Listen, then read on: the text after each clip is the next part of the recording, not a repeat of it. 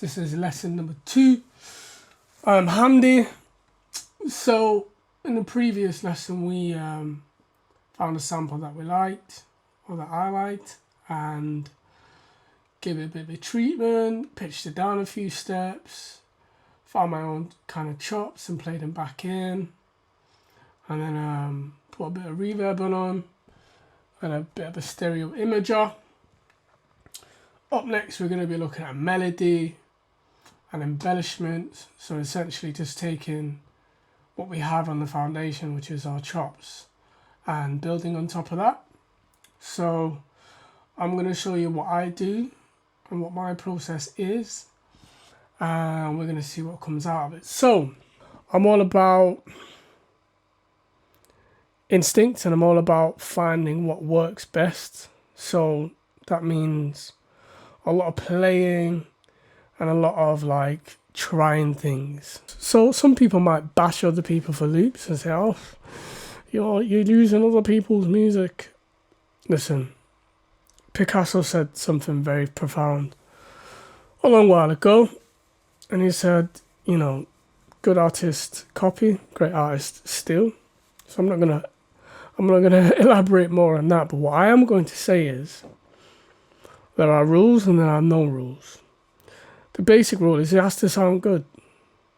But if someone else has made it for you, then depending on what type of arrangement you have to give them a shout out, give them a credit, just not much like social media. If the picture ain't yours, you've got to give credit. But with places like Splice and stuff, you can find so many things for like 7-8 quid a month. You can get access to so many things.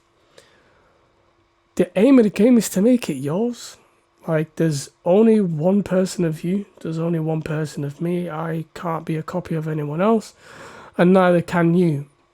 Obviously, when you're starting out and kind of learning a new vocation, it makes sense to copy others so you can learn. But once you've got to that point where you're like, cool, I know my way around a beat, then it's your turn to make it yours. So, first I have this kind of guitar sample that's playing in the back, and it's really just simple. It's nothing too crazy because I want the chords that I played to be the main thing. So let's have a listen.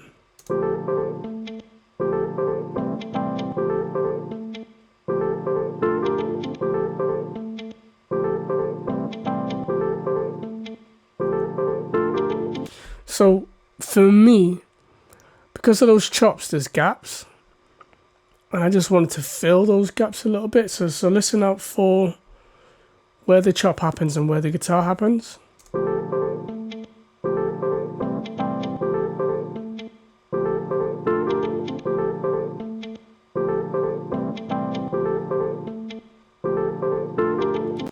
It's really simple, nothing too crazy going on.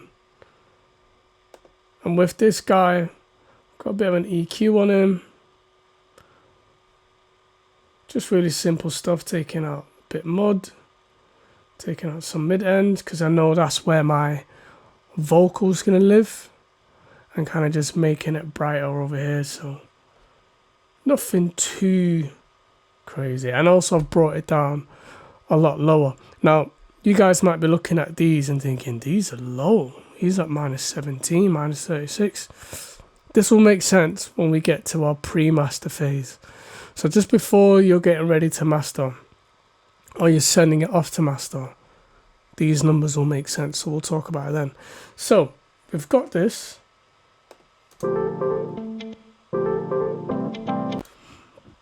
We've got the guitar, and also I've used the same plate from these guys, the same thing. I just copy and pasted it because I'm trying to keep things as consistent as possible, trying to keep the feel. So for me now, I'm thinking, okay, cool, maybe I might just add in a little synth. So I'm going to create a MIDI. I'm gonna find one of my plugins. What am I gonna find? Let's try to see if I can find Serum. Serum was one of the first VSTs that I was paying on a monthly basis, like 20 quid on Splice, and then after like 2 years it was mine. So I'm pretty cool in it. Anyways, that was not a cool thing to say because cool people don't say they're cool. I want to try to see if I can find a lead that I like. Woof, that was loud. I mean, that could work. That could work. Let's bring this master back up.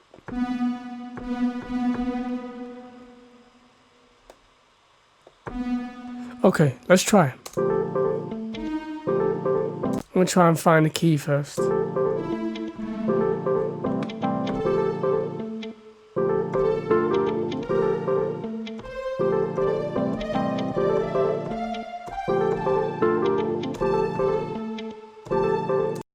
I don't like the sound.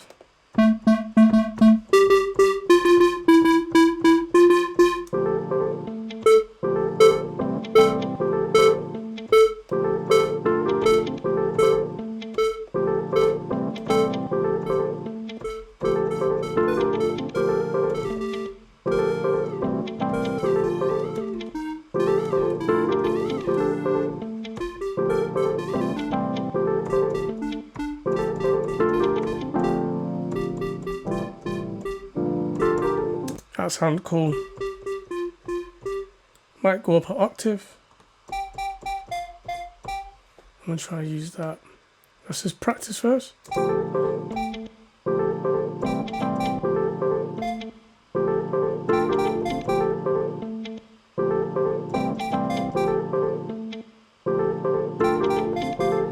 I like that. I'm gonna try and record this in.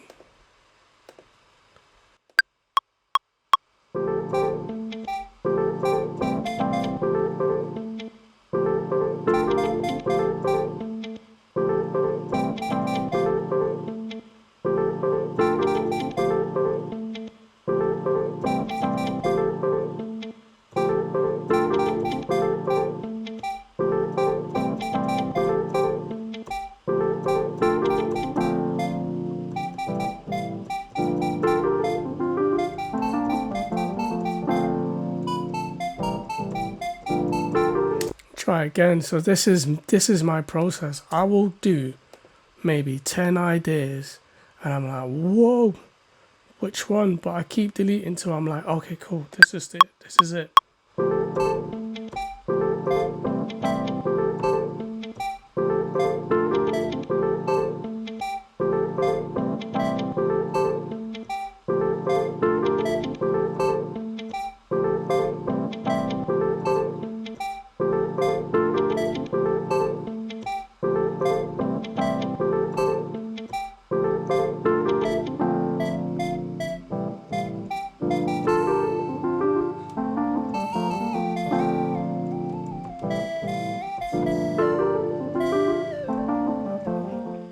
So I'm gonna go in here, highlight all of them, Command U, just quantize.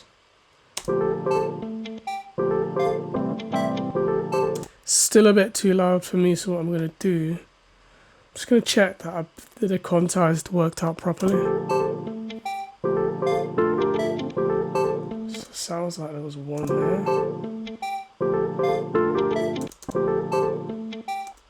That little guy there, slot him in.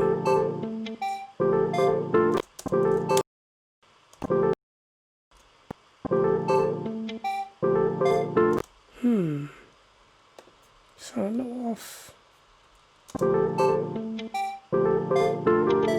I like that part. I'm gonna have a listen over.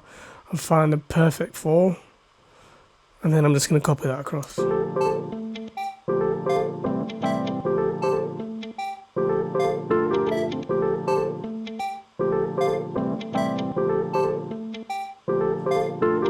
That one. there. Get rid of them.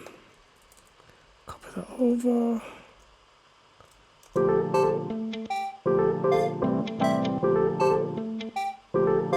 See how that sounds?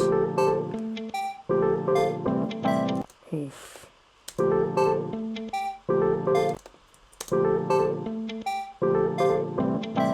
I like that. That's a bit more. There's definitely a groove going on that I don't want to get rid of. But I'm also correcting other parts. So I can build up a bit of a natural groove to what I'm playing and not be too robotic. So that's something that's definitely worth thinking about.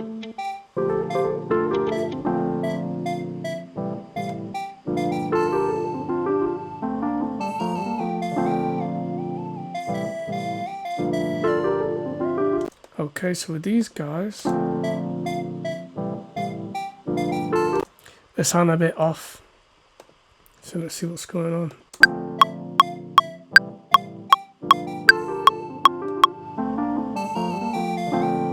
So what I'll have to do now is go in and start actually using my ears, figure out which parts are in and which parts are out. This guy's a bit out.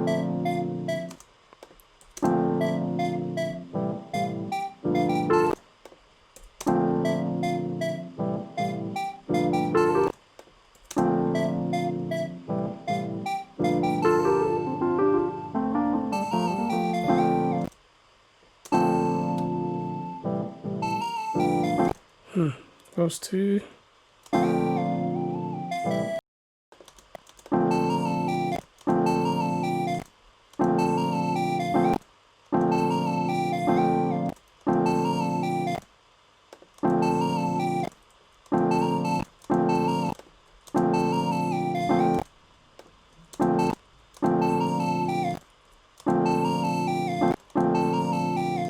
It's all about trial and error here, guys. Bear with.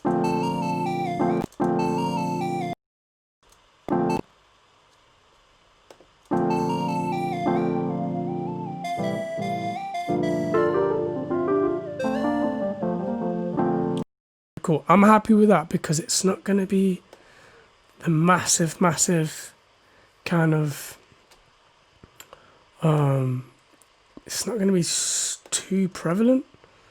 So what I'm going to do is join all these guys together. I'm going to turn it into WAV, or I'm going to turn it into an audio file instead of keeping it as a MIDI. I just feel like audio is king and it just sounds better. So what I'm going to do is bring forth my copy. I'm going to copy over what I've used already. See how that sounds. Okay, so I'm going to take this guy and we'll crank him up. See how that feels.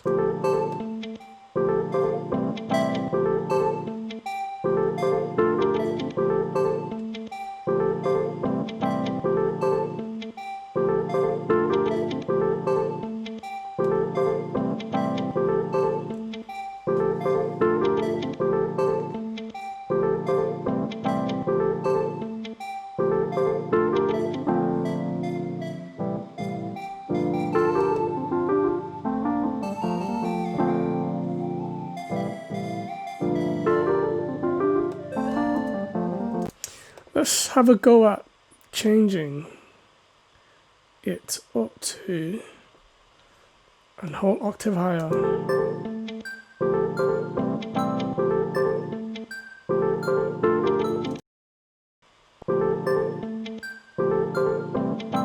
I like that. Give me that.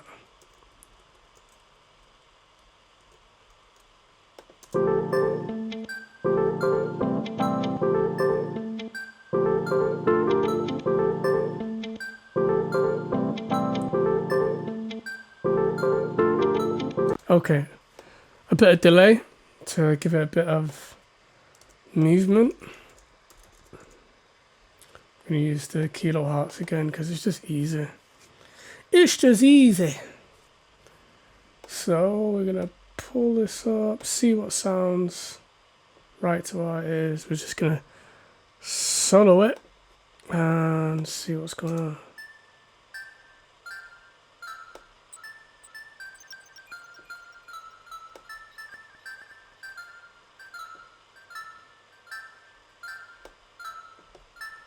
Yeah, I'm gonna bring it down to 4.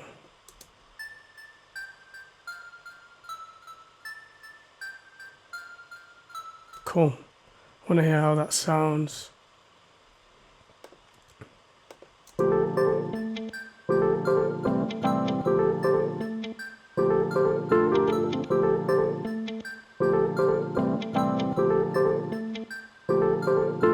Cool. I want to hear how it sounds in the other chop.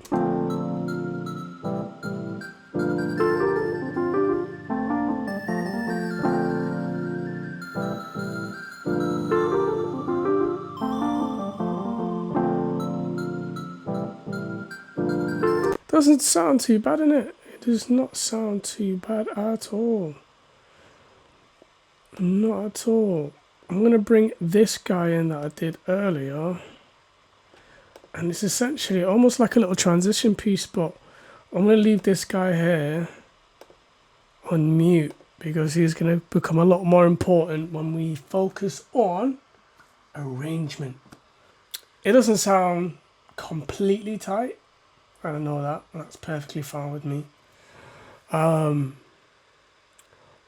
I also know that the sample I got given isn't it's tight, but it's not robotic. So I don't want to I don't want to make it too robotic, but I also want to make sure things are on point. You've seen how I've kind of designed the sound. I pitched it up and then I put on a reverb and a delay, and kind of just I'm adding to the vibe, to the overall vibe of the tune, and I'm trying to get you into the space. I'm trying to get into the space because I know I'm going to vocal this. So I'm going to try and get into the space where it sounds really like somber and it sounds really soulful. So with these two, with the guitar and with the sample and with the little synths I played in, let's have one last lesson.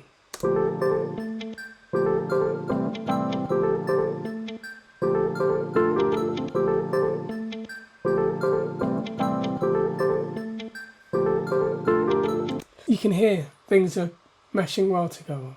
Doesn't sound too crazy. Everything's in place. I'm thinking about where things need to be sitting. It's almost like a classroom. You sit there, you sit there, you sit there, you sit there. That's the seating arrangements. So that's Soups and Melody for the second lesson. Up next is we're going to be doing the drums and we're going to be doing some 808 bass. So hold tight.